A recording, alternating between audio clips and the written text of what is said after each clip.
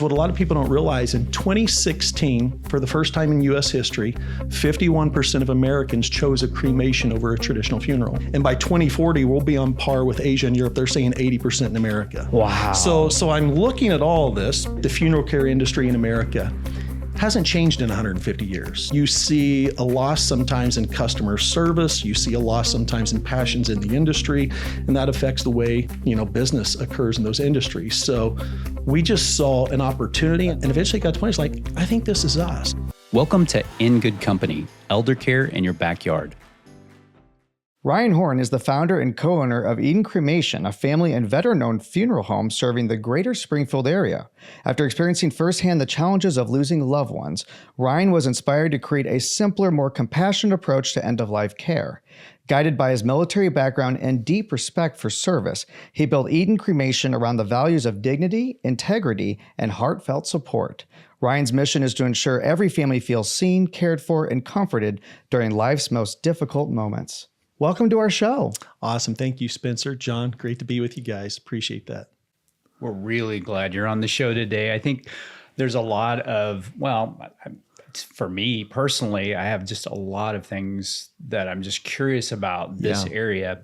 And with our particular podcast, what we're trying to do is help people understand some things around cost. We're trying to get people preparing for whatever comes. Yeah. And I think we have seen people that are extremely stressed, in whether it's their loved one is dealing with a healthcare crisis or someone's passing away. And as Ann Jeanette had beautifully said, there's Jerry Springer moments. Oh, absolutely. Not everybody out there is going to know that reference, but I knew it the second she said it. But really, it's about just getting everyone understanding about like what's available out there. Trying to help people be good consumers around these things are maybe a little bit mysterious. And so tell us about your company and how you got into it. Yeah, I love it. Thank you, John. Well, first of all, and again, right back at you guys, thank you for what you're doing. And thank you for the podcast. What a service to the community. Just talking to some of you guys before this about some of the topics that you're covering. I wasn't even thinking about all the things there are to talk about. So I'm sure a lot of people are getting a lot of great value from the content. So thank you. Yeah, so Eden Cremation, well, really, it's a story.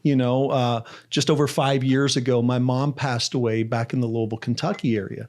And when I was with her those last few days, she had said she wanted to be cremated. And no one in our family had ever been cremated before. We were accustomed to funerals, a traditional funeral. And so it kind of threw me for a loop, like, you want what, Mom? And so it kind of sent me down this rabbit hole to just better understand, like, well, what is cremation? How does it work? Who does that? And, in some ways in America, in the West, it's even been a little taboo, in a Christian society. Some people have concerns and other things. And just more and more, though, in the last decade plus, I've really realized that those taboos have kind of worn off as we've become more globally connected with the world through better transportation and these devices, that are everywhere. We're seeing how the rest of the world lives, and we're finding out, if you're a Christian in Tokyo, Japan, you don't even have a choice. You gotta be cremated because there's just not space to continue to do, burials. So all these factors, but it sent me down this hole, and it's like, well, that's what my mom wants. So, I've got to honor her wishes. And as I was working with a local funeral home to set that up and make those arrangements, I didn't have a great experience. The customer service wasn't great.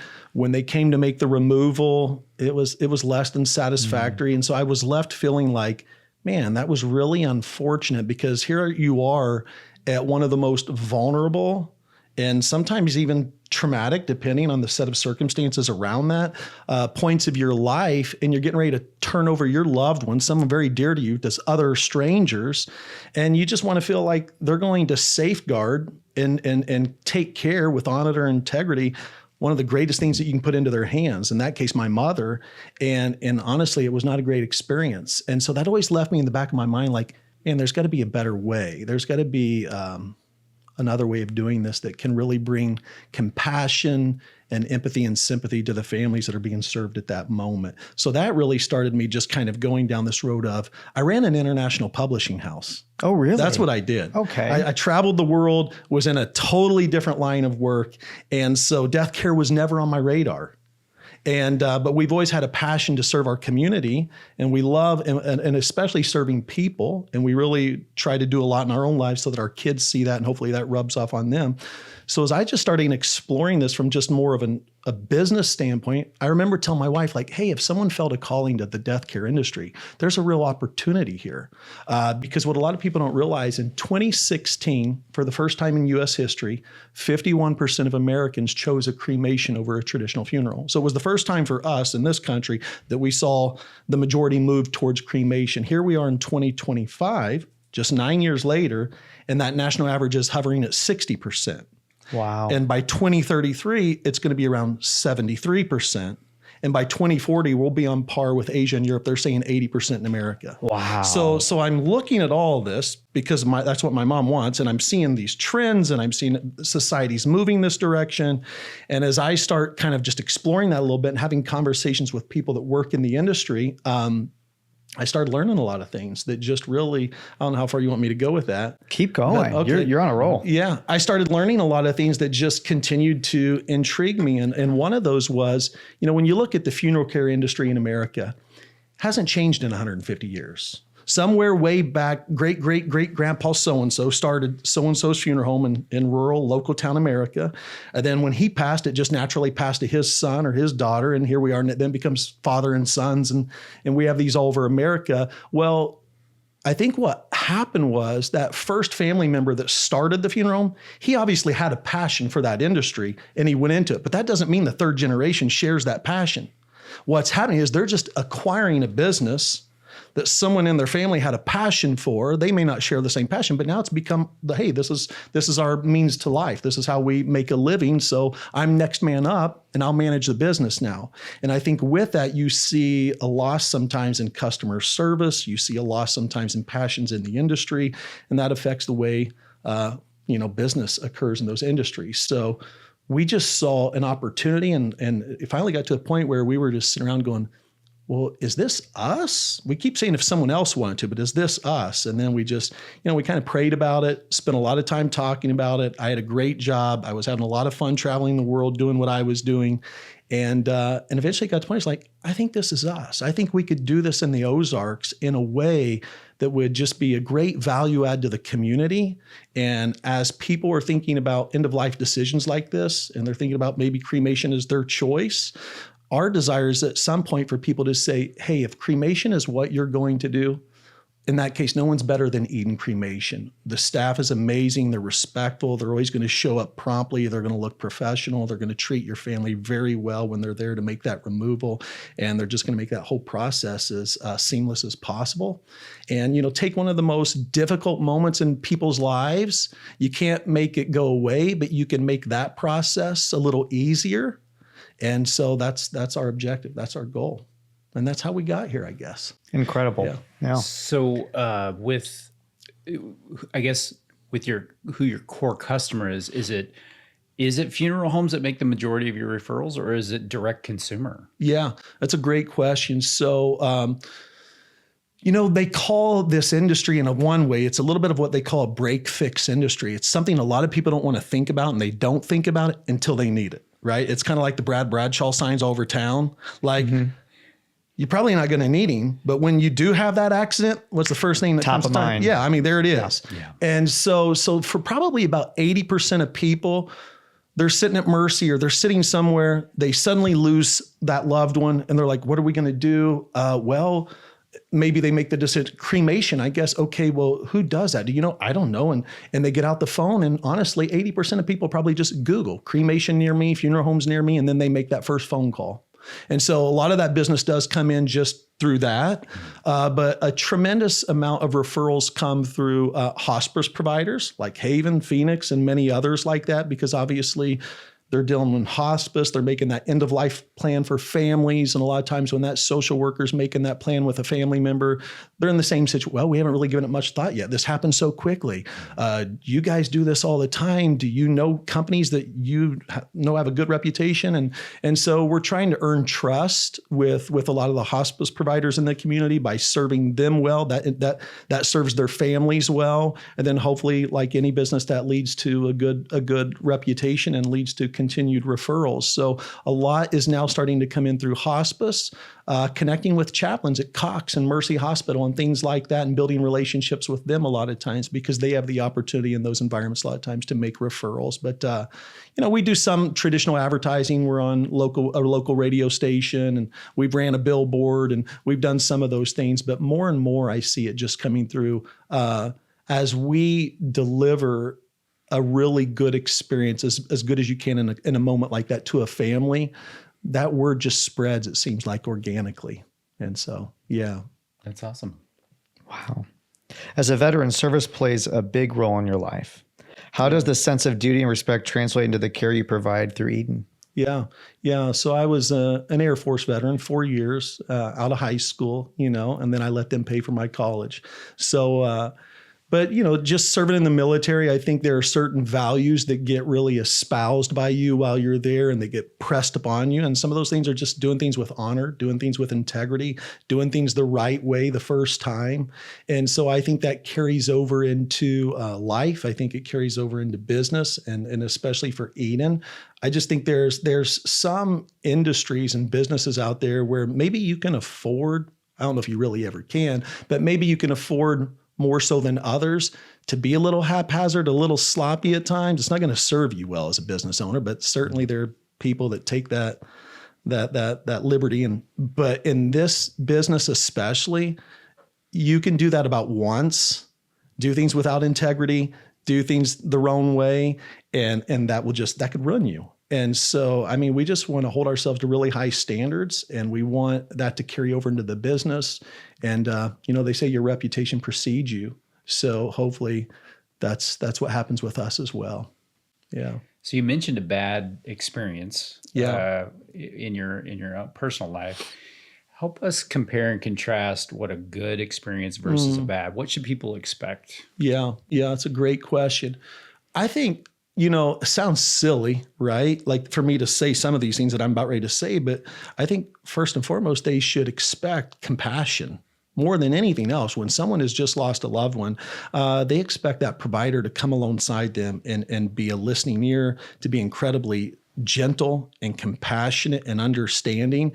And when I started to do some of that initial research about this industry, I realized that wasn't always the case. But I think, it's reasonable for the customer, the family, to expect, when they make that first phone call, what we call a death call, or a first call, that whoever's going to answer up on the other end of that line is going to be incredibly sympathetic and understanding and compassionate, that they're going to almost serve as a guide to them, because a lot of times their heads are in so many different places, and this happens so fast, and I'm sorry, I can't find my words right now. And they need you to just kind of usher them through the moment and reassure them, hey, it's going to be okay.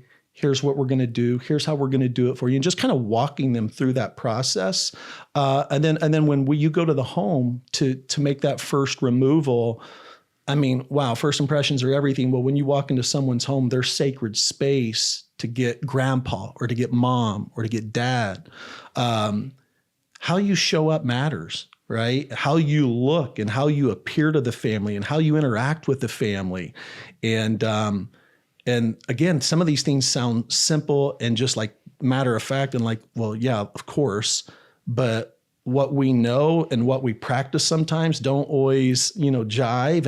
And I was realizing again, when I was researching the industry, that's not always, don't take that for granted. That doesn't always happen from different experiences for people. And then just keeping the family informed throughout the process. Once you bring that loved one back to our facility, we do our part. Don't leave them at home just waiting. Do we make the next call? Do they make the next call? Let them know, hey, here's what we're going to do. And here's when you'll be expecting to hear from us. And when you do hear from us again, here's what's going to happen. And here's what you'll need to be ready to do. And just walking them through that whole process as best you can from beginning to end. And, It's like everyone can see what Chick-fil-A is doing to have incredible success, but for some reason they're not replicating it, right? Like people will stand in line at Chick-fil-A a mile down the road because they know it's going to move fast and they're going to get to hear it's my pleasure. But McDonald's and Wendy's aren't taking cues from that. So I don't know. I guess it's like some things are obvious, but not everyone's doing the obvious, I guess. One thing you bring up a really good point, pointing out Chick-fil-A, and one of the things that I dug in on Chick-fil-A was how they handle their ownership and how many Chick-fil-A's an owner gets to have, how much expectation there is for training for them, how much time they need to spend in those Chick-fil-A's themselves, that sort of thing. And so ownership matters. Yeah. I like to circle back to this all the time in this podcast because that's why we like to help people directed towards local businesses, because oftentimes those owners are directly involved with day-to-day operations. If they're not, then usually those local businesses aren't as high a quality when a business owner steps out. So let me circle back to I'm going to walk this family through. So I'm a family member, I'm calling you, and I know every situation might be slightly different, but just generally speaking, what are getting into the gritty details, so to speak, what are you going to tell me I should expect to happen in what time frame, that sort of thing? Just give me the whole experience. Yeah. It's a great question, and every phone call is a little nuanced and a little bit different, right? Because a lot of that can depend too on where did that death occur? Is this a family member calling because they just found out that an uncle that's living in Springfield had passed away and he's being held at the Greene County Medical Examiner's office or the coroner's office, or was it a death at the hospital with the family there by their side, or a hospice situation at home where it was people were kind of somewhat preparing for the inevitable, or was it just depending? But by and large, if you take the average call, if you will, if there's such a thing in this industry as an average call, right? That first phone call comes in from the family member and says, hey, we're sitting here at the hospital and just lost Dad and we don't know what to do next. What do we do now? We just, we kind of walk them through everything that they need to do in order for us to help take care of the situation. In that case, at Mercy, it's like, hey, you're going to need to let the nurse there on staff that you've been working with, let them know that your family has chosen Eden Cremation, because a lot of hospitals have protocols, and that is they're the ones that choose when they're going to release that family member. So the only thing you need to worry about right now is let the nursing staff know you've chosen to work with Eden Cremation. And then when they're ready to release your loved one, they're going to make that call to us directly, and then we're going to come pick up your loved one. When we do, what you can expect is within a few hours after we pick him up and they're in our care, then we're going to be reaching back out to you to gather some of the necessary information that we're going to need to start paperwork, because we got to notify Social Security. We got to get the paperwork we need to file the death certificate with the state. And so for now, you don't need to worry about anything. Just let the nursing staff know once we make that removal, you'll hear from us within a few hours. We're going to ask you some questions to gather some paperwork. We'll go over a timeline with you then of now what you can expect as far as timeline and when what will happen, and we'll kind of walk you through those next steps. Okay. Thank you. And that gives them some measure of, all right, I know what my next action step is. And then they do that. And then that hospital calls us eventually and we go make that removal. And once we have them and we've checked them in and established chain of custody, then we're following back up with that next of kin, that family member, and saying, okay, it's a great time to sit down now and ask you a few questions over the phone so we can start the process. And, a lot of times that call is about 15 or 20 minutes of just gathering details that are needed for notifying Social Security, the filing of the death certificate. And once we have all the information we need, then we're letting them know, okay, from here, based on kind of where we're at, probably you're going to hear from us again in about 3 or 4 days. And that will then be to start making arrangements for when you're going to come and pick up the remains or opportunities if you want to purchase a different urn or something like that. So we'll just walk them through all those next steps. And then once we've filed all the paperwork, once we have that death certificate, once we've done the cremation, then we're calling the family again to say, hey, everything is ready to go. And we want to just kind of work with you to schedule a good day and time for you to come by the office and pick things up. And of course, in between time, there's sometimes other phone calls. They've got questions or they need to know about this, or there was a life insurance policy sometimes that's going to cover that cremation. And so You never really know. But by and large, whether that death occurs at home or at a hospital, when we get that first phone call, it's walking them through what the immediate steps are, what we're going to do, what action we're going to take, what action they need to take, if any, and then when our next touch point will be with them. And then we'll go again from there. And so we're just always giving them the next step and walking them through what to expect and what's going to occur.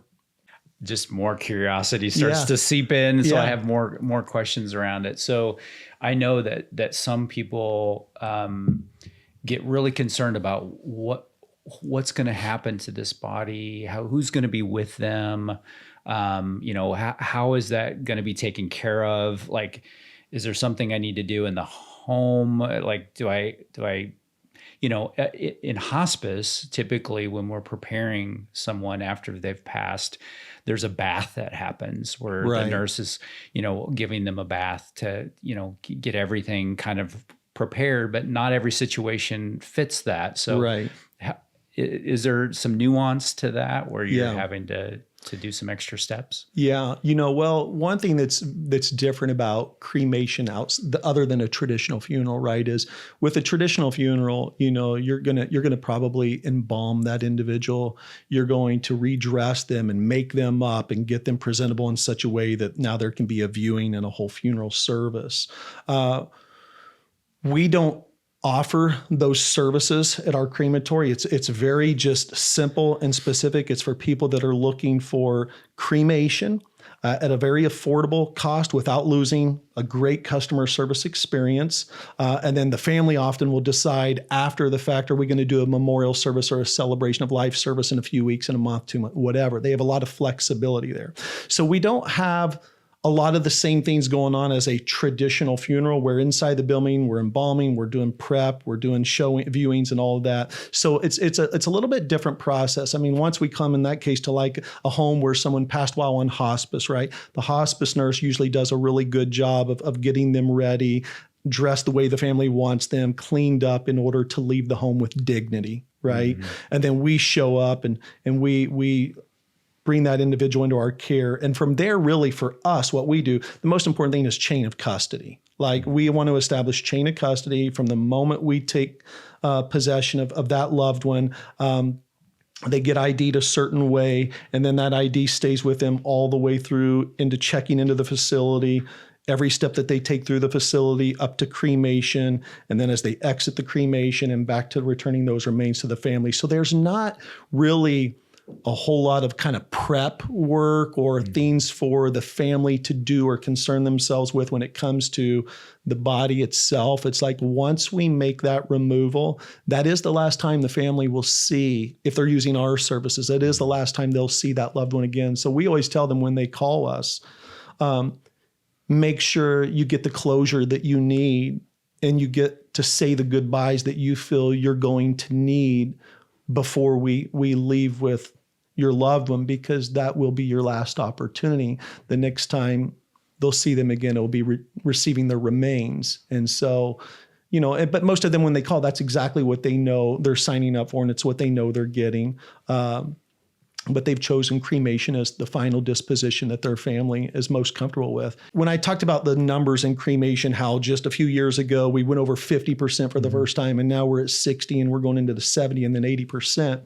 There are really three factors that really are driving that rapid increase in America of adoption of cremation rather than a traditional funeral. One is just the basic economics, right? Like, for the average funeral today in the United States is anywhere between $12,000 and $15,000. And for a lot of people, when that just suddenly happens in a moment, to come up, one, it's already a very traumatic time. It's very stressful, all the decisions that are having to be made. And then the average family has to come up with $12,000 to $15,000 to cover a funeral. Whereas an average cremation in the United States, the average is about $2,000. So one, it's pure economics, $2,000, $12,000 to $15,000. It's a big factor for a lot of families in the United States. A second, though, reason that's really driving that is as transportation and communication gets better and allows us to move all over the world, and people are very transient. 50 years ago when someone passed away, most of the family lived in about a 50-mile radius. And so when that individual passed away, 3 or 4 days later to converge and be at a funeral together wasn't real difficult. Now people have a son that's off at college in Florida or New York City, and another family member that's maybe a missionary over in Spain. And you got these families just spread out all over the United States. So to drop everything and for all these people to come back into this area within a 4-day window is getting increasingly difficult. So cremation has given families flexibility. Hey, we'll mourn, we'll grieve, we'll do the cremation, and then we'll plan 4 weeks, 6 weeks, 8 weeks down the road when we can make this work. It brings a lot of other stress down for the family. When my mom passed, it was 2.5 months later before we did her celebration of life service. But it was beautiful. We had already grieved, done a lot of our grieving. So when we came together, it really was a celebration of life, because it was almost kind of like, okay, now we're ready to do this. And everybody was gathered, and it wasn't quite as fresh and traumatic. And we're thinking, yeah, we got to do this, but we have all these other things now that we have to do as well. It gives you a lot of freedom. So I think that's another thing. Then a third thing, this younger generation coming up behind us, they're wanting to live the American dream, but a lot of them are wondering how they're going to afford a home, and land prices and everything's so expensive. So in this younger generation's mind, they're saying, why are we continuing to take bodies and take up all this open space and land for cemeteries that most people never visit like they used to 25, 50, 75 years ago? You went to the cemeteries and you put the flowers out, and that's what you did on Memorial Day. Well, increasingly that's kind of losing a lot of its former tradition is just kind of waning. So people aren't visiting those sites as often anymore. So then this younger generation is saying, well, why are we then taking up all this space that we can't even afford to begin with? And so there's a lot of converging just factors that are and the religious taboos have come off it in the U.S. I think people that may be worried at one time, is this desecration of the body, or can God resurrect this? And it's kind of like, well, if you are a Bible believing Christian, he started out with a handful of dust when he made man, and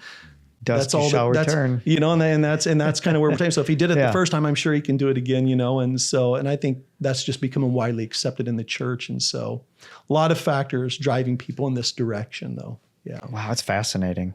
I'm assuming some of the calls come in from out of state, from family members. I guess, how does that process work? Do they have to, get on a plane to come here to get the remains? Yeah, no. So that's another thing that's really convenient, unlike having to transport a body, that's going to have to be transported by vehicle across state lines. And then there's a lot of regulations that go with that from state to state, or flying them on a plane back home. The nice thing about, because we do get that call a lot, right? We get the call from, the other day, 2 daughters in Iowa. Their dad was here by himself. He's been living here for years. They just got a call that their dad had passed. They hadn't seen him in years. And so they called us and asked us to perform the cremation. And afterwards, they're, well, okay, what do we need to do? Do we drive down from Iowa now to pick up our dad? And I said, well, in the United States, we can ship what are called cremains, is what it's called officially by the government, right? And we can ship. The only shipper, though, in the U.S. that you can use for cremated remains is the Postal Service, USPS. Okay. So you can't FedEx, you can't UPS. And then you have to ship them a certain way. But we ship a lot of cremated remains back all over the country because of that exact thing. So that family member that loses someone here that's in California, they never have to make the trip. They never have to come. We do everything by DocuSign, is getting so popular now in real estate transactions and everything. So we just send the paperwork that they have to sign through e-signature. They sign it, comes back to us. We file the paperwork, we do the cremation, and then we ship those remains to wherever they are in the country. What percentage of cremations are sent out versus picked up? Just curious, ballpark. Yeah, I would say in my own experience, maybe 10%. Okay. So, it certainly is happening, and it's happening frequently, but it's not even close to the majority, but we're doing it with somewhat frequency. Yeah. Yeah. What's the most common question you get during one of those death calls? During a death call? Yes. Yeah. What do I do? Yeah. I think most people, they're just in that moment and they're rattled, they're frazzled, they're absent-minded, and they're just like, we just lost our dad. What do we do? Mm-hmm. And of course, the very first thing we always do is say, we're so sorry. We're so sorry. I can't imagine, and just empathize with them. And then but here's what we'll do for you, and here's how we'll do it. And I think it's just, what do I do? What's my next steps? Well, you made the first right call, and here's what you need to do now, and then here's what we're going to do, and here's how we're going to take over. But yeah, it sounds simple, but what do we do? And then just give them the necessary information to kind of start to relax a little bit. And we always say, look, we know you have a million other things you need to worry about right now, so you don't need to worry about this. We're going to take really good care of your loved one. They're going to be in good hands. And you worry about you right now. We'll take care of your loved one. And it's amazing to hear them just almost take a deep breath over the phone, like someone gave me because that's what they're like. They don't even ask, but they're needing someone to give them permission to say, hey, I've got this. I'll take care of this for you. You take care of all the other things. You don't need to worry about this right now. And it's amazing the peace that kind of fills the atmosphere when you communicate that to them, and how they go at ease. And so, but some people, I think probably more of what you were looking for, though, maybe is like, what's the big question? Is like, how does that work? What happens in cremation? And people are a little bit intrigued and interested to know, more about it. For a lot of people, I hate to say this, but a lot of people, when they think cremation, they think of probably the last World War II movie they watched. Okay. I'm serious. Like, really? It's amazing, because that's their only context for it. And it's like, no, this is done in the most humane and dignified way ever. And crematories are so regulated by the state. And we have inspectors drop into our facilities, unannounced, and making sure that everything is ran right and everything looks good, and that you're doing things the right way. And so it's just, I think a lot of people, they just don't know what that was me when my mom wanted to be cremated. I was like, what is this? And how does it work? But it's quickly becoming the number one choice for, and what's crazy is that fact that it's becoming, even though economics is so important for most families, this is becoming the number one choice for people of all socioeconomic status, the wealthy, and those maybe that can't afford. It just seems to make sense to a lot of people. It just seems to be better for the environment. It just seems to not be as stressful. It seems to provide more flexibility. But it's not really just one demographic that's making this choice only because it's affordable, but it's everyone's moving that way, it feels like. Gosh, there's so many questions that floated through my head. So when you say a regulator comes in and is looking to make sure that you're following regulations, when you first got into this, what were some of the regulations you were most surprised about? When I was first just exploring everything that goes into building a crematory, right? Because we built from the ground up. We didn't buy an existing business and then kind of take over something that was already nice and running. I had to learn everything. So it was just me making a lot of phone calls and doing research and calling professionals in the industry. But, I just think one of the things that probably surprised me so much, so when you think of the machine that performs the cremation, in this world, it's called a retort, is what it's called. Okay. And when you look, we have to work closely with the EPA because you're emitting emissions, right? And so when you're combusting materials and things like that.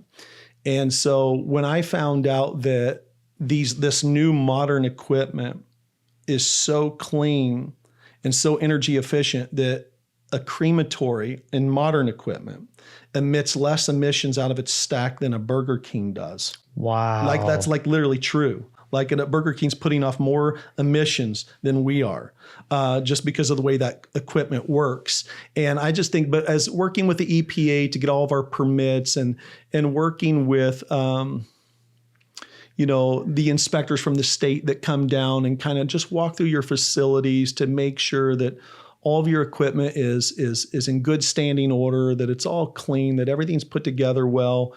And like I said, those are the things that I think we pride ourselves on. You can always find corners to cut, but it's just not in our mindset to do that. But we do know that there are operators that do that. And so sometimes I think what you have to fight is you're trying to establish your reputation in the community is we're always going to do things with the highest level of excellence, is having to deal with some of the stigma that's there because of other stories maybe that have cropped up in newspapers because of other companies that haven't done things always with integrity, and that's gotten them in trouble. And then of course that makes the papers, and then in the public's mind sometimes it's like, well, is that how it works? Is that how it happens, all across the industry? And no, it's not. Everybody, has the opportunity to make their own reputation. And so yeah, we just want to do things really well. I'm sure in your industry you've heard horror stories. What is the example of one of those? Yeah. Oh, geez. I hate to even talk about them because I hate for people to even think about that. But it's, well, I guess recently, I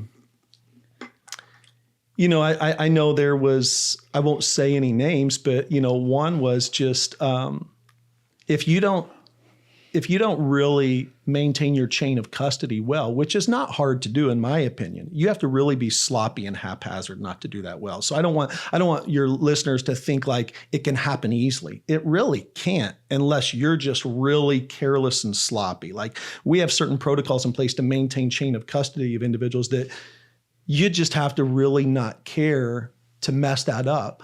But there was a company, local to the area, not long ago that just was getting really sloppy and not maintaining chain of custody and, returning the wrong remains back to a family. And then that coming to light, because families will then ask us sometimes like, well, how do we know? Which I don't blame them for wanting to ask that. But then, as a business owner, it frustrates you that your competitors sometimes are allowing things like that to happen because then it casts doubt for the public on the industry sometimes. And so, so there's other stories similar to that, but I don't know how it gets much worse than that if you're the loved one expecting to get your loved one back. Yeah. But again, and I think it's just, so for us, the way we offset any sort of doubt in those areas is we just always feel like if we can just get before the family and present ourselves, we're going to earn their trust because they're going to just see that we're different. It's not who we are. We're going to do things with the high. I always say to my customers, I tell them every time I'm with a customer and they're on the other side of the table, a lot of times we'll hear them say at the very end, they'll say, wow, Ryan, or to someone on my team, you guys have been so good to work with. You've taken what was a really difficult moment and you've made it a little bit easier. And one of the things I always say to our customers is, hey, at some point, all of us are on that side of the table. And I just want to know that when I'm on that side of the table, like I was with my mother, I want to know that I'm working with people that are going to do things exceptionally well and take really good care of my loved one while they have them in their charge. And so, do you have an example where somebody you're on that initial call and it was pretty rough and then it ended really well? Yeah. I think for probably where we see that happen sometimes is not every family dynamic is healthy, you know? And so we'll get some really broken families that have just lost a loved one. And there was already a lot of tension in that family, and mom didn't get along with this son, and this son hasn't talked to mom in 5 years. But now when this loved one dies, everyone wants to jump in and be the decision maker. So now as the funeral director, you're dealing not just with a death, but you're dealing with all the dynamics of the family that can just be crazy. Yeah. And you don't want to be the referee necessarily. No, and they kind of try to almost force you into that situation, but that's exactly right. And you've got to remind them like, look, hey, we have certain protocols from the state that we're mandated to follow based on like who has what's called the rights of sepulcher. In other words, who has, if so-and-so passes, who according to state law has the first immediate rights to make the decisions about what happens to that individual. Because you'll get families where everyone's got to say, everyone's got an opinion. And maybe at first it's not clear from your perspective just yet who really has those rights until you do some digging. So you'll be getting bombarded from different phone calls from different family members. Well, I don't want this. And they said this was going to happen and I don't want that to happen. And you're a little bit in that referee position until you find out for sure who's got those rights. And then you try really hard to just work directly with that individual. But I mean, there have been moments or people, their brother had the right to make a decision on behalf of the loved one that passed. So he calls and he says, hey, this is what we're doing. So we go and we do the removal and we bring them to care. And then a sister that lives 2 states over found out he's at our, well, I didn't want dad to be cremated. I wanted him to do this, this, and this. And so she's really mad. And then By the time we get through the whole process, though, I think the more we've interacted with her and the more opportunity we've had to we kind of lower the temperature of the room, I think, just in the way that we talk and the way that we engage with them, the way we remind them, hey, I know that maybe this wasn't your choice, but I do want you to know your dad's in really good hands. I do want you to know you don't have to worry about him right now. We're going to take very good care. So sometimes, we're able to just kind of talk them down a little bit, and maybe that's how we see some big turnaround. Most people, though, they call and they're just broken and they're hurting. And they're just looking for someone to take care of this situation. And they're grateful when you do, and when you do it well. But yeah, I guess when you get those broken family dynamics, that's where it can get a little squirrely and sideways, and who knows what's going to happen. But we've seen a lot of that turn around, though, and then they end up being pretty good. So, yeah. Wow. Yeah. You talked about the trends leading into cremation. So economical, religious, etc. Celebration of life versus funeral. You're seeing that also become an uptick. Could you kind of explain why people are wanting to do more of a celebration of life versus that traditional funeral? Yeah. I just think, I guess there's a couple ways to look at that. One, with the celebration of life that comes with cremation specifically is, time and place of your choosing. You're not forced to make a snap decision in just a few days and hurry up and have a funeral, right? So incredibly stressful and a lot of pressure. But a lot of people, I think, you go to those, when I grew up going to funerals, it was a very somber, very heavy, very, in a lot of ways, emotionally draining event, right? And it just was heavy. It was really heavy. And I don't know, this is maybe anecdotal. I don't know if this is exactly, because I haven't really seen research yet on why that particular shift is happening so much, but it is. But I don't know for sure why. But, I think more and more, just as just a thought though, like, celebration of life is taking something that was kind of tragic in a lot of ways, and rather than focusing on the heavy loss, which obviously everyone has to grieve and everyone has to deal with that in their way at some point in time, right?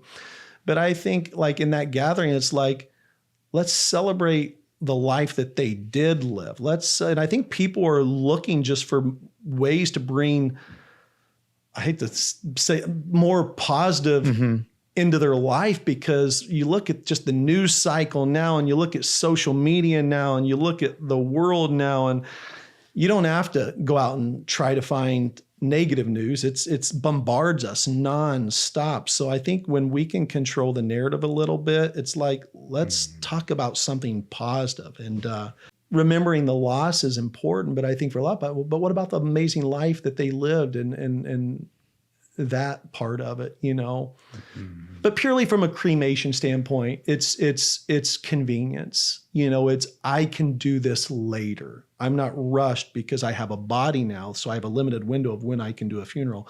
I can do this at any time, any place that we want. And when you've had time to already grieve and mourn, then you kind of are ready now to celebrate the life, because you've already worked through a lot of those emotions. So I think that contributes to it some. Yeah. That's really good. That helps. Yeah, that's really good. I think the big thing we're trying to promote is for people to start planning ahead as much as possible. Yeah. And start having at least conversations about hospice, about end of life, what's going to happen, and how we can best take care of who's left behind. And my wife and I are going through, because of this podcast, we're actually going through our estate planning again. Gonna do kind of, I don't know if funeral is the right word. I think probably celebration of life is where we're leaning, but and trying to fill out all the paperwork, so to speak, ahead of time, and just thinking, my kids aren't in a place to make any of these decisions. And to be honest, I don't know that my wife would be either, in the middle of everything. So what kind of gift can I give them to say my goodbye if I don't get a chance to say it, Yeah. the way I want to. And, I think in the process of going through this, it makes you think about your own mortality and how important the time you have with the people, and really prioritize things a lot better, because I have not done that. I've been very career focused most of my life, and it just runs in my family. I come from a family of very hardworking people. But it's like slow down. And then it's funny because I'll have a conversation with, my 14-year-old or, one of my older kids, and they'll, I don't know, they say, talk about some song that, I kept playing all the time or something like that. Right. And it annoyed them at the time. But in my mind, I'm going, I'm going to play that song at my celebration for sure, so they can be annoyed one last time. That's right. But just little things like that, that not only are trying to give a gift after you're gone, but also getting you laser focused on right now, and the time you have left, and that sort of thing. And so that's really what this whole podcast is really about. Is it's just saying, how do we keep people from getting taken advantage of, abused, be in bad healthcare situations? How do we direct them to good people that are local and have their heart and passion in the right place?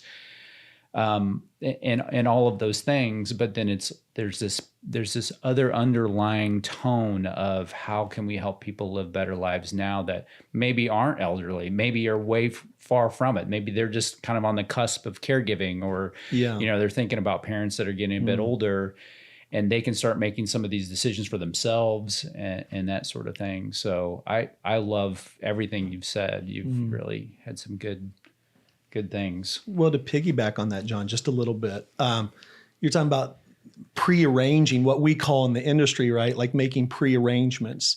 And we get phone calls from people in the community every day about that. Like, hey, what do I need to do right now to just kind of take care of everything now, so that in 5 years, 10 years, 20 years, my kids, my wife, my family won't be left wrestling with the decision that what do we think Dad would have wanted? It'll be done. And like you said, that's a gift. Like, it really is, because in that moment of loss, so much converges on that family at one time with the loss of that individual. And the most pressing thing that they feel like, I got to hurry up and decide right now is, what are we doing with Dad? What are we doing with Mom? Would have they wanted a funeral? Would have they wanted a cremation? If they wanted a funeral, where do you think they would have wanted that to have occurred? And so to make those decisions for them and give them the gift of, in that moment, not being able to turn all their attention now to just the loss of you and the grief of you versus, what are we going to do? Some people are going to thoroughly plan those moments, and they're going to think about, hey, what songs do I want at my service, and what flowers do I want there? And they're going to be really thorough. And that's awesome to take that approach. But even if you can't take that approach, just having, most of the people that call us, they're calling us saying, Ryan, how do I just make arrangements now for my cremation so my kids don't have to make that decision? And it's not as difficult of a hill to climb as probably most people think when that happens first. And this is true. Like, family calls us, I want to take care of my cremation today. I'm probably not going to die in 10 or 15 years, but let's do that now. It's okay. Do you have 15 minutes real quick over the phone? Yeah, right now? Sure. Yeah. Okay, I'm just going to gather a little bit of information from you. And there's basically a form that I gather to start that contract. I fill out the form while they're on the phone. Then I say, the only thing we need now is schedule a time for you to come by the office to sign it. We'll give you a copy of the contract. You'll make payment. Make sure you hold on to that contract and that your next of kin knows where that's at and who that's with. Because whenever you pass now, they'll just call us and everything's taken care of. Wow. And the beauty of that too is when you sign, I don't want to sound like a salesman, but when you sign that contract today, you're locked in at that price. So if you don't pass for 10 years or 15 years and prices double or triple or whatever, your services are guaranteed at the price you paid. Your family's not going to pay more for it. So there's a little bit of a financial benefit there, but really the big benefit to me is the peace of mind in the moment of what you're giving your family. So for your audience that's looking to get affairs in order and things like that and take some of that stress off the family, whether you're calling Eden Cremation or you're calling another provider, it's still a good idea. I would encourage you to make those arrangements. It's not as difficult as you think. Literally in 20 minutes, it's over. And so It's not a hard thing to do. And then you have that peace of mind and now move on, enjoy life. And that's one less thing that you have to think about or your family has to think about. So And you're getting these calls every day. We do. We get, I mean, today I probably had 3 of those calls, just 3 different probably people calling Eden today saying, hey, what do I need to do to get my affairs in order? And wow. So in the last 5 years, have you seen that trending up with pre-planning? yeah, I think people are taking a more active role in just let's get our house in order, and I think, again, we're living in a different time than social media and the access to information is so prevalent now, like you had to go do your own research at the library and find all this information for yourself, or just hope that at the nighttime news, they'd run an episode on something like this. But now you got your podcast that's constantly bringing awareness. And I think now that people realize, oh, that's all I got to do. And that's how I do it. Like, okay, let's do it, and takes a burden off. So, yeah. What has the journey looked like for your company? Were you consumer direct at first, or did you work with funeral homes? Yeah, no, that's a good question. Actually, when we opened Eden Cremation, we didn't come from a family that worked in the death care industry.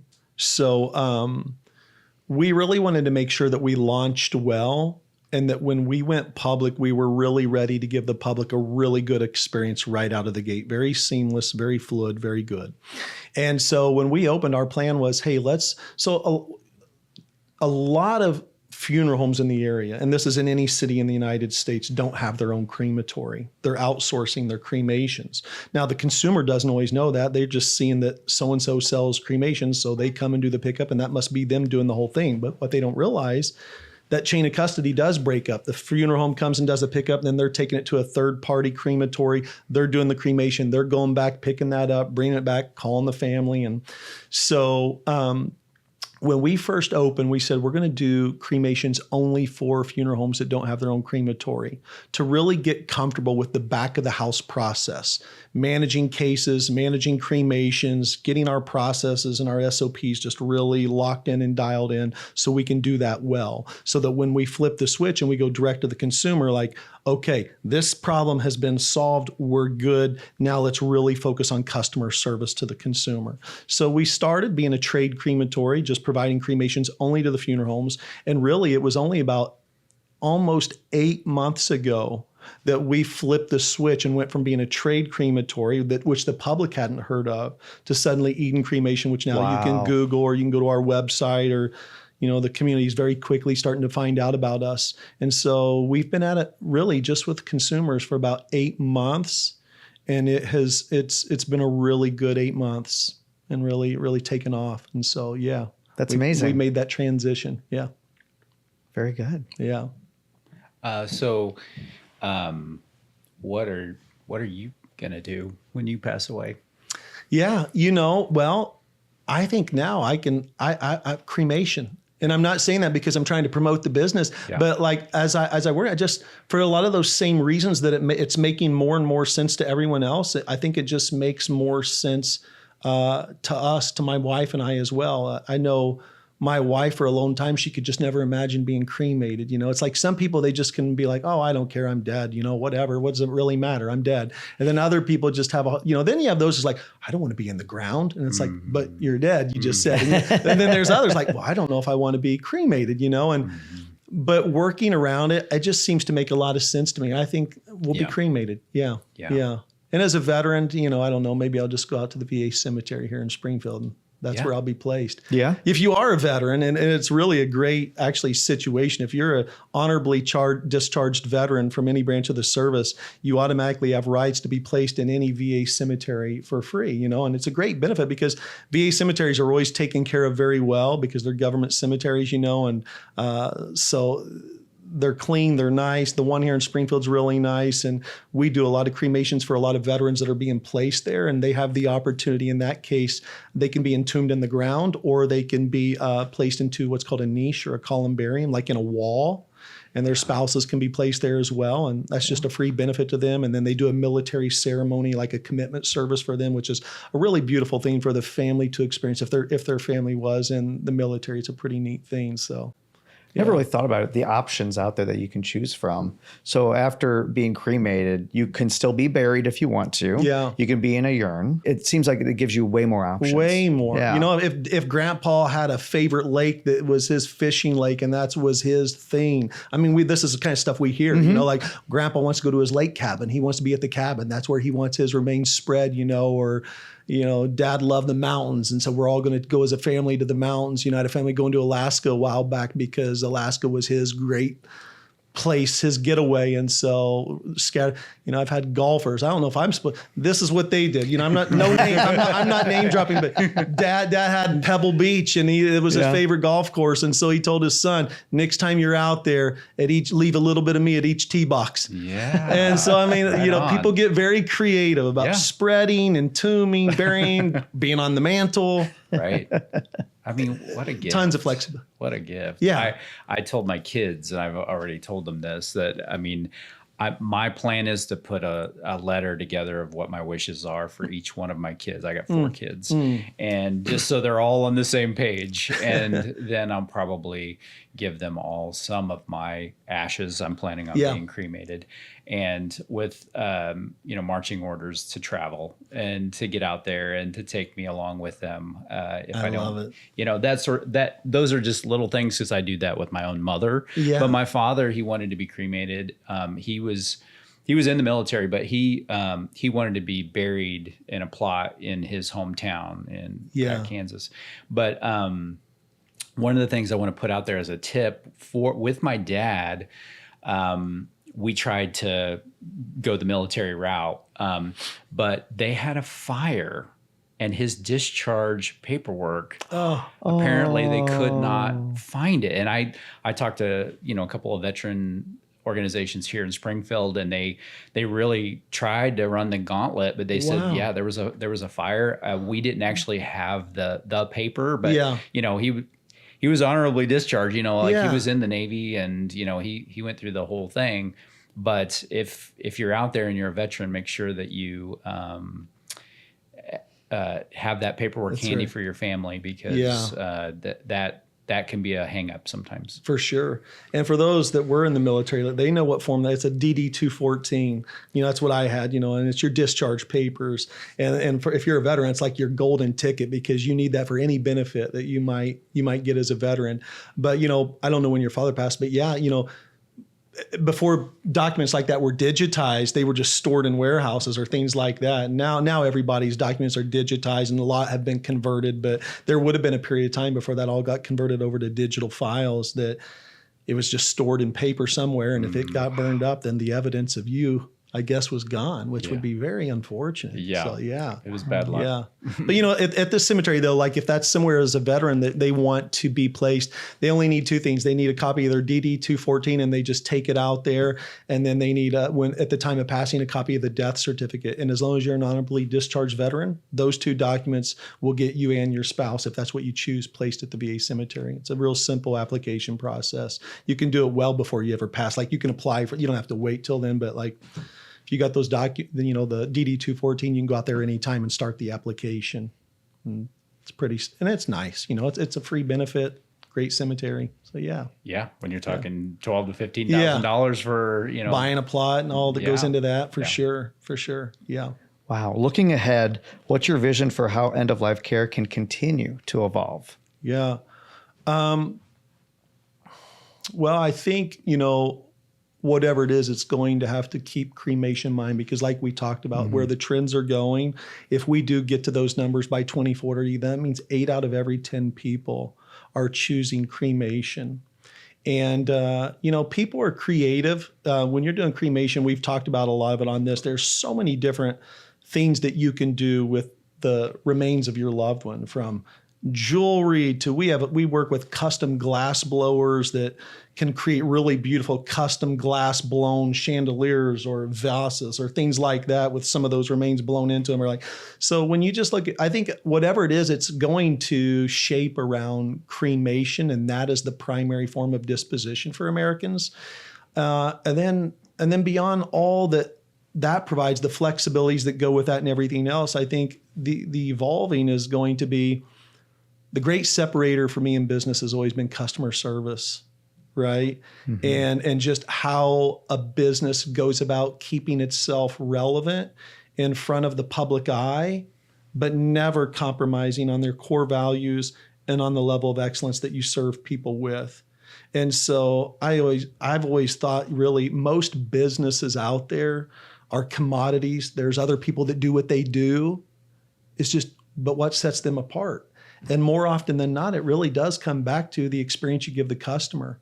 You can both be in the coffee business, but if one person makes you feel differently when you come to their coffee shop than the other guy, you're going to choose the one that makes you feel better, you know? And so I don't know how it evolves really, other than we're quickly moving towards cremation being a very normal form of disposition. And that was not always the case in the United States. And I think for funeral homes, I hate to use this language, but it was the language that was shared with me when I started researching this industry. They said, Ryan, funeral homes hate cremations because it doesn't pay their bills.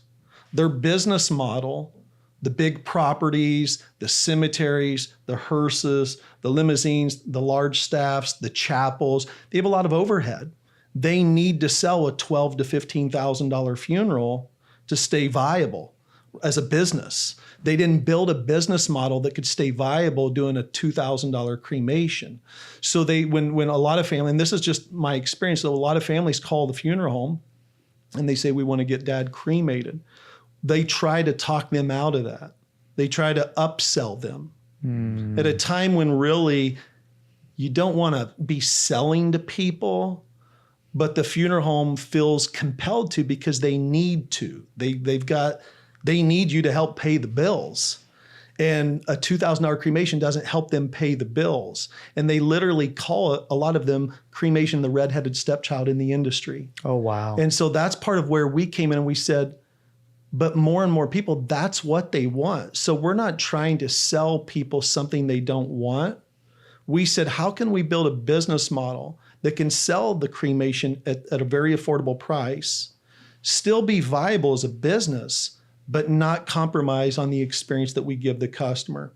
And so the evolving of the death care industry, funeral homes are going to have to evolve and either reorient their business model for where the future's going, or they're going to die. And that's why you'll see a lot of these funeral homes now across the United States that still have the mom and pop sons' names. Most of them are being bought out by large conglomerates. There's a few key players internationally that are swarming in and buying up all the funeral homes. So they're holding the same name, so it still feels local to the community because they think, oh, it's still the McCracken and Sons funeral home or whatever. But really it's owned by a conglomerate up in Canada. And a lot of people don't realize that. So it's really lost its true community-centered approach because the owners aren't connected to the community. At the same time, they're not making accommodations for where the market is going towards cremation. And so it'll be interesting. And when we start getting close to that 70% of Americans, it's going to be interesting to see what starts to happen to a lot of funeral homes. We have kind of tried to bring that to the surface in a lot of industries. We see it a lot in healthcare. There's a lot of private equity. And I don't know why they picked healthcare very early on. And we have a lot of data that shows how bad that goes in the healthcare world, because you have people who are very profit focused that aren't in healthcare as a career, but they are in the business. And so they're making decisions and putting pressure on companies, loading them up with debt.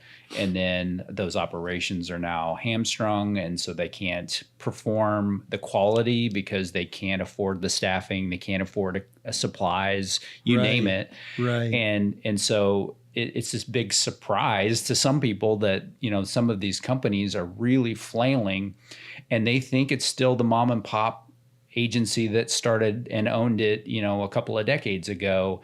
They have no idea that the strings are being pulled from, a big corporation several states away. And what you bring up is really, really important for our listeners to understand is why ownership is so important. We're primarily focused on Southwest Missouri, but our audience is starting to grow outside of Southwest Missouri because of the topics that we cover everywhere. Yeah. So having said that, what is your region? And if somebody's listening outside of your region, what are some things they need to really be asking to make sure they're getting good quality? Yeah, that's great. No one's going to love your business like you're going to love your business, right? So it's true. The temptation is there when a lot of businesses grow to sell at a very great cost, and I certainly get that. But oftentimes the business suffers as a result. You're right. Our region really is, I always like to say, kind of like in a nutshell, everything from Joplin to Lebanon and everything in between, But there technically isn't any place we won't go in the state, but obviously we have a geographic area that outside of that, then a mileage fee starts to kick in and things like that. But really, the vast majority of Eden Cremation's business right now it's between Joplin, Lebanon, everything in between, and north or south 50 miles in either direction, But I think, for people that are outside of the state or definitely well outside of our area, and they're looking for a provider, a crematory to handle that for their family, I think it does matter if the facility owns their own crematory. There's a lot of brokers out there that they have an office somewhere. They sell the cremation, but they're not really doing it. Not that that's bad. Not that you can't still give a great customer experience with that model. But if you're the owner of any company, you lose control when the more things you outsource, the more control you inevitably lose. There are things you can do to try to maintain some semblance of standards, et cetera. But when it's not happening in your company, you lose some control of that. So I always say, ask if they have their own facilities. If you're not anticipating your loved one dying for a while, go visit the facility. In this industry, I think more than maybe hospice is probably actually, I would say, is this way too. Google matters. Those reviews, people want to know, hey, if I'm going to give my dad to this company, I want to see what other people said about how they treated their dad or their uncle. So it's amazing how many phone calls I get, and I don't even solicit this. They just say, you know why we called you? And I say, no, but I'd love to know. They said, we read your reviews on Google and we love what people were saying. And I recognize that very quickly in this industry where touch point really matters. People read that stuff. And so read the reviews, I guess, in your community about that crematory and see how they're treating the public. But because we hear that feedback a lot. So that'd be a couple things. We went to a dentist for a while. Wasn't a very long time, but we were satisfied with the service, and they were going through a buyout. And so a big company was buying them out. And then we started seeing new faces, and then pretty soon we started being upsold like crazy. The feel of it was completely different, Yeah. And the thing I sometimes think about is that's one of the first signs that you may not be dealing with a company that, not saying that there aren't on-site owners or local owners that aren't great at what they do or whatever, but the feel of it oftentimes, like, it's one of the things that I kind of tap into when I'm trying to search for a new company, is like, where's the owner? Like, is he there, or who owns you? That sort of thing. And if they don't know the answer to that, then they've answered my question, because I really do want to deal directly with an owner. I want to know that if I have an issue that I can somehow talk to that owner and deal with those issues directly. So it's really tough though, and Google reviews are really a great place to start to make it easy, to take it one step further. It's definitely calling them up and saying, who owns you? Do they live in this area? Who's making all the decisions? Right. Yeah, that's good. That's good. It does make a difference, I think, when the owner's involved. And we're still small enough, that any family that uses Eden services somewhere in that customer cycle, in that loop from first point of contact until we're closing that loop, they're going to interact with me. There's not one customer that we've had yet that hasn't interacted with the owner of the company. And so I have some really great employees that represent us very well, do a great job. But again, no one is going to care about your business the way you care about your business. And I really do feel like that's, so when we have like on everything, we have like, family and veteran owned, it's true, but it's not just owned, it's operated. Maybe I should change that to owned and operated, because we are very, very involved in the experience and the business and the customer interaction. And I think it makes a difference because your employees see you and they see your level of commitment and your standards. And I think then they want to try to match that and meet that, and they know you're there and you're the owner and you're the boss. You're not just some guy sitting in an office, like you said, 3 states away, that the only thing he's looking at is his computer screen and numbers and how we doing today on the numbers, you know? Right. Yeah. Yeah. So true. So true. And some of these things are, the events that you deal with day in and day out are memories that most people are going to have the rest of their lives. Their experience as well as you had. You will never forget the experience you had, and the experience you provide for others makes a huge difference. So and true. I think sometimes people don't realize how many things like this are going to stay with them forever. And it's really important they make a good choice. Yeah. It's good. It's true. Is there anything else you'd like to add or something we haven't asked that you'd like to address? I don't know that there's anything you guys haven't asked, but I've really enjoyed this, and it's been great, and love what you guys are doing for the community. I guess just, hey, whether your listeners are in this area and they're going to do cremation or not do cremation, or they've chosen Eden or not chosen Eden, do your research. It is a big decision. It's a big moment in your family's lives, and you want that to be a good experience for you, for your loved one. And I can't speak for everyone else, but I can speak for Eden Cremation, and we will take very, very good care of you or your family if you do choose to use us. And that's our commitment to you. And thank you. Thanks for having us on.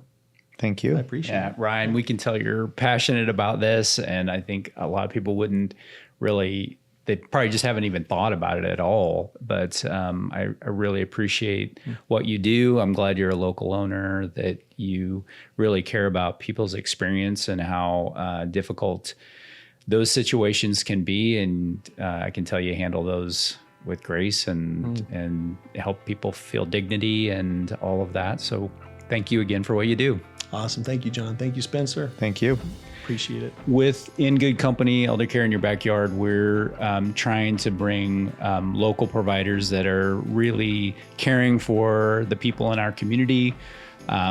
Please, if you're struggling with figuring out what to do next, we're going to leave some information in the show notes. And, if you want to ask more questions of Ryan, I'm sure he's happy, or some of his people are happy to answer any questions you might have. If you enjoyed today's conversation, make sure to like and subscribe so you never miss an episode. And we'd love to stay connected. Follow us on YouTube, Facebook, and on Instagram at In Good Company Elder Care Podcast. You can also find us on X, formerly known as Twitter, at IGC Pod, and on TikTok at IGC Elder Care Podcast. Thanks for tuning in to In Good Company Elder Care in Your Backyard. I'm John Ray, and I've been joined by my amazing co-host, Spencer Ernst.